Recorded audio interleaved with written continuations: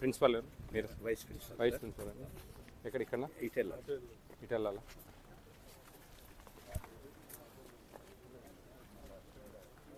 ఎంత అండి స్ట్రెంగ్త్ ఎంత అండి? 555. ఎన్ని గ్రామ్స్ ఇస్తారు 535కు కందిపప్పు? కందిపప్పు సార్ 100కి వచ్చేసి 1.25 kgs సార్. 100 స్టూడెంట్స్కి 1.25 అంటే అప్పుడు మనం ఎన్ని కేజీలు వస్తుంది? 5 అంటే దాదాపు 6 కేజీలు 6.5 అట్లా వచ్చింది కదండి. 6.5 కిలో రెండిట్లో ఉండాలి కదా కందిపప్పు ఉండాలి సార్. ఓకే.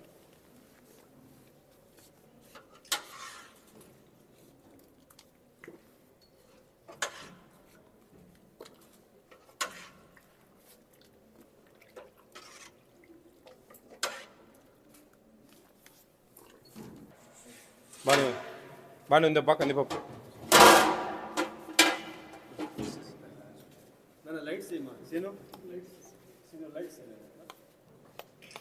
ఇంకేం ఒకటే పెరుగు ఇస్తారండి? పెరుగు సార్, సాంబార్ ఉంటుంది సార్.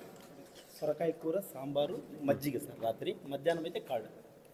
ఇది పప్పు, ఇది సాంబార్ సార్. సాంబార్ సాంబారు, ముల్లంగి సాంబార్, సొరకాయ కూర ఈరోజు మెనూ సార్. బాగా తింటారండి పిల్లలు? పిల్లలు బాగానే తింటారా?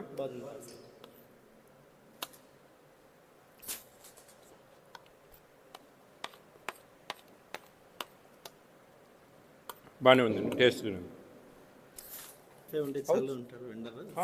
లేదండి 1500 15.80 గ్రామ్స్ ఉండాలి ఒక ట్రే. 80 గ్రామ్స్ అనేది ట్రే వెయిట్. చూడండి ఇది 55, 56, 57 ఉంది. ఇది ఎక్కువ ఉంది, తక్కువ ఉంది, అట్లా చెప్తా ఉన్నాను. ఇప్పుడు ఈ ట్రేది మీకు 1600 గ్రామ్స్ వస్తుంది ట్రే. 16 పైన మాటే, కానీ మనం ఓవరాల్గా చూసేటప్పుడు కొంచెం చూడాలి కదా అంటున్నాను. అర్థమైందా? నేను మీ ఈ విషయంలో కాదన్నాంలే, కానీ ఒకటి పెద్దది ఒకటి చిన్నది ఉండకూడదు కదా. యావరేజ్గా 45 to 50, 50 to 53 అట్లా ఒక పిల్లోనికి పెద్దది ఇచ్చి ఒక పిల్లోనికి 4 గ్రాములు ఇచ్చి ఒక పిల్లోనికి 60 గ్రాములు ఇస్తే మనం అన్యాయం చేసినట్టు కదా. అది ఏం కాదు 10 గ్రామ్స్ది, కానీ రూల్ చెప్తున్నా విషయం. చిన్న చిన్న అప్పుడప్పుడు ఏమైనా ఉన్నాయా ఎక్స్పైర్ డేట్స్? అన్నీ బాగానే ఉన్నాయి. Very good. ఎవరు వంటపా? ఎంతమంది? నువ్వు మెయిన్ హెడ్ కుక్కా? బాగున్నాయబ్బా, బాగా చేసావు, కూరలు బాగున్నాయి, మంచి కూడా బాగా మేకప్ వేసినావు, వెరీ గుడ్. వాటర్ కింద ఇది old building, it's not using అనమాట. ఇది డిమాలిష్ చేయాలనేది. టోటల్ స్నేక్స్ అన్ని ఇన్ఫెస్ట్ అయినాయి సార్. ఒక 2 ఓల్డ్ బిల్డింగ్స్ ఉన్నాయి అవి.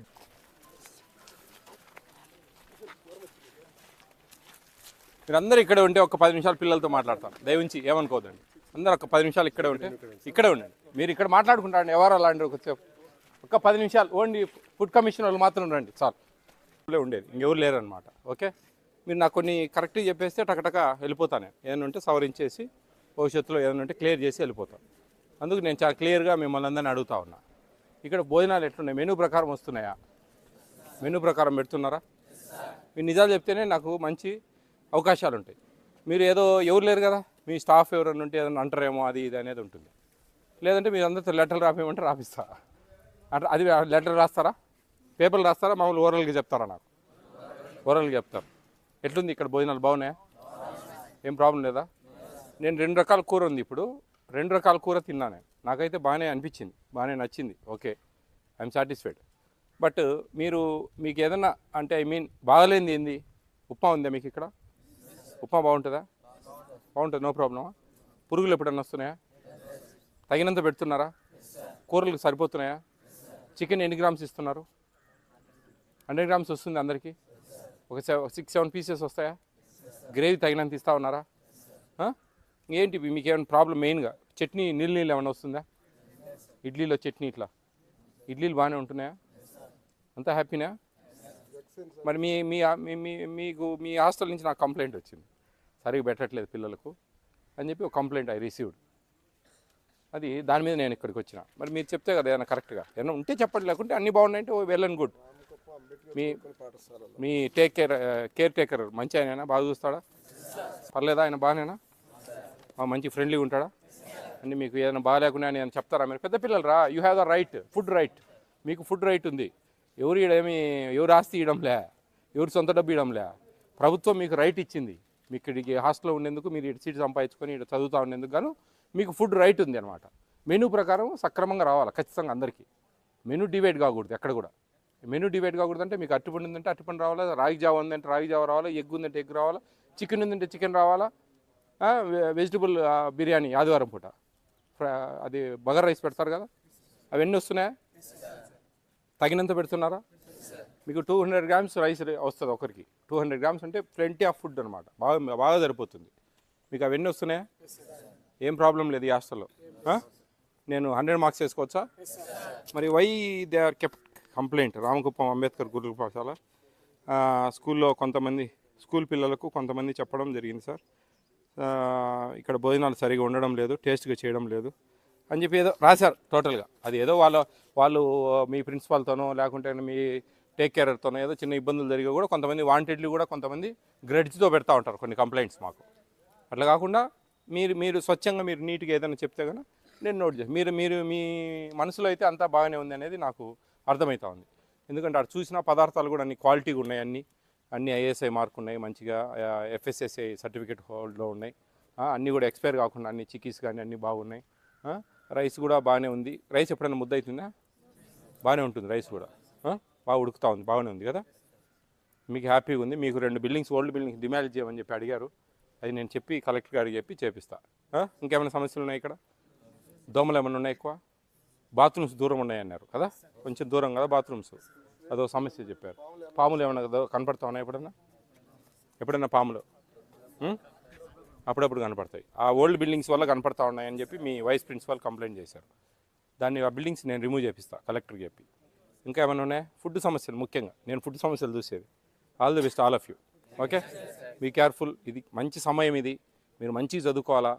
ఎక్కడో మీ తల్లిదండ్రులు వదిలేసి ఇక్కడికి వచ్చారంటే మంచి చదువులు చదువుకోవడానికి అన్నప్పుడు మంచిగా చదువుకోవాలి. చదువుకొని మంచిగా మీ ఫ్యూచర్ చూసుకోవాలి. మీ ఫ్యూచర్కి ఎక్కడ ప్రాబ్లం జరగకుండా మీ ఫ్యూచర్ బాగుండాలంటే ఈ ప్రీషియస్ టైం ఇది. ఈ టైంలోనే మీరు బాగా కాన్సన్ట్రేట్ చేయాలి. బాగా కాన్సన్ట్రేట్ చేసి చదువుకుంటేనే భవిష్యత్తు ఉంటుంది. లేకుంటే కనుక మీ తల్లిదండ్రులు ఎన్నో ఇబ్బందులు పడుతూ ఉంటారు, పొలాలు చేస్తూ ఉంటారు, పనులు చేస్తూ ఉంటారు. అవి చేయకూడదు. మా పిల్లలు కొంచెం చదువుకొని మంచి ఉద్యోగాలు సంపాదించుకొని మంచి బాగుపడాలని మిమ్మల్ని ఇక్కడ ఎంతో ఇష్టంగా వదిలేరు. మీరు కూడా మీ తల్లిదండ్రులను వదిలేసి ఆ ప్రేమ ఆప్యాయతలకు దూరమై ఇక్కడ ఉన్నారంటే చదువుకోవడానికి కోసం. చదువు చాలా important. At the same time భోజనాలు కూడా బాగుండాలి అందరికీ అనేది ఫుడ్ కమిషన్ ఇంపార్టెంట్. ఇది రైట్, ఫుడ్ రైట్ అనమాట. ఈ ఫుడ్ రైట్లో ఎక్కడ డీవియేషన్ జరిగితే కనుక ఫుడ్ కమిషన్ అనేది ఉంటుంది. మీరు ఎప్పుడైనా సరే, తెలుసు కదా మీకు నెంబర్ తెలుసా? ఫుడ్ కమిషన్ వాట్సాప్ నెంబర్ తెలుసా? రాసుకోండి, 9490 55 117. అదో అక్కడ ఒక బోర్డు, అక్కడ ఒక బోర్డులో 2 స్టిక్కర్లు కనిపించాం. అదో అక్కడ ఒకటి ఉంది. అక్కడ ఉంటాయి మా నెంబర్లు. మేము వేటి మీద పనిచేస్తాం అనేది కూడా ఆడంతా క్లియర్గా ఉంటుంది. మీరు ఎప్పుడైనా సరే బ్రాడ్గా కంప్లైంట్ పెట్టచ్చు. రూపాయి బియ్యం ఉన్నాయి కదా, ఫ్రీ బియ్యం ఇస్తారు కదా, ఆ బియ్యంలో ఏమైనా అవకతవకలు జరిగినా కంప్లైంట్ చేయొచ్చు. అంగన్వాడీ వ్యవస్థ ఉంది కదా, దాంట్లో ఏదైనా కానీ మెనూ ప్రకారం కాకుండా మీ తమ్ముళ్ళు, చెల్లెలు, అక్కలో, వదినలో, అన్నపిల్లలు, అక్కపిల్లలు ఎవరైనా వెళ్తారు కదా అక్కడికి, అక్కడైనా పొరపాటు జరిగినా కానీ మీరు కంప్లైంట్ చేయొచ్చు.